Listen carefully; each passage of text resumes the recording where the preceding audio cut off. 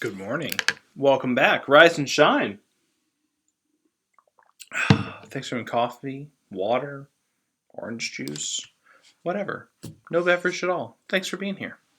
So, we are talking about God and the people of God investing in, believing in someone and it changing their life. We heard yesterday from Brock having Deborah believe in him.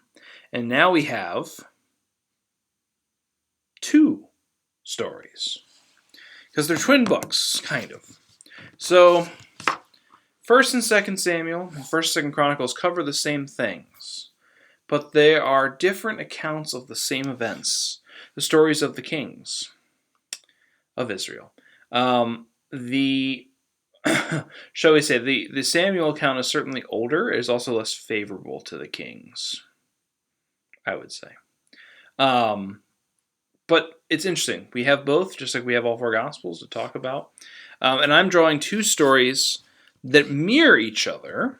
It's interesting. They have different cutoffs for a reason. So the first one is 2 Samuel 7.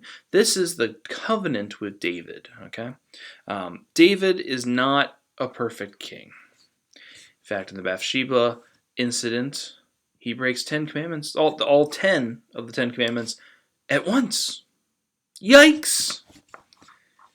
Bad. He's probably, people say, whoa, King David's the best of the kings. Well, that's not really saying much. I mean, that's like saying that's like the best of the last, 10 years of Chicago Bears teams. They all stink. Okay? So, David, he's the best of the worst. Great. None of the kings were good.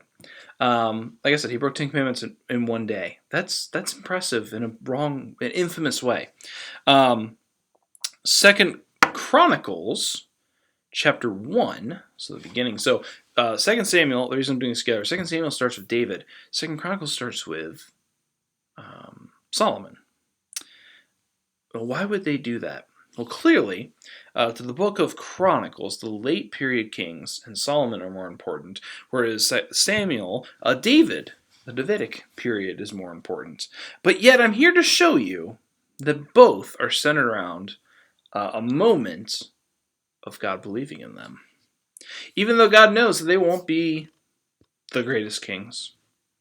And God knows that they're 2 of the better ones out of the lot. God still has hopes for them.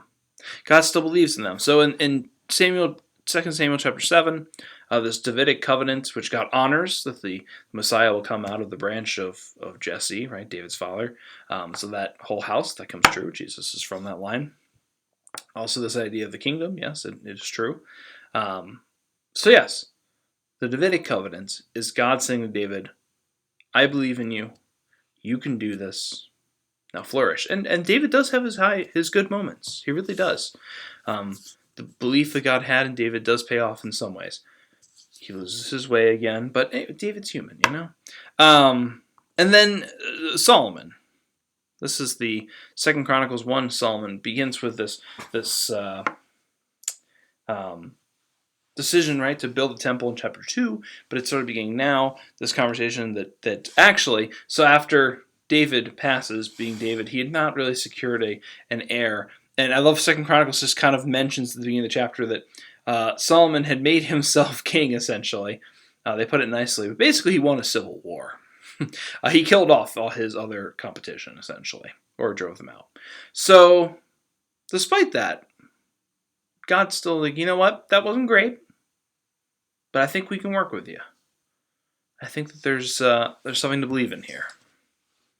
In fact, so much that I want you to build the first temple.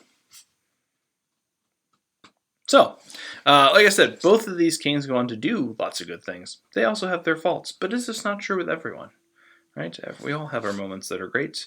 When people believed in us and it pays off, and we have our moments where we need someone to believe in us again to help us move forward. And there's more of that in 2 Samuel and 2nd Chronicles. But they both begin with that story. All right. Whew. And we're checking off books that we hadn't hit yet. And we'll do another one tomorrow. A very, very fun one, in my opinion.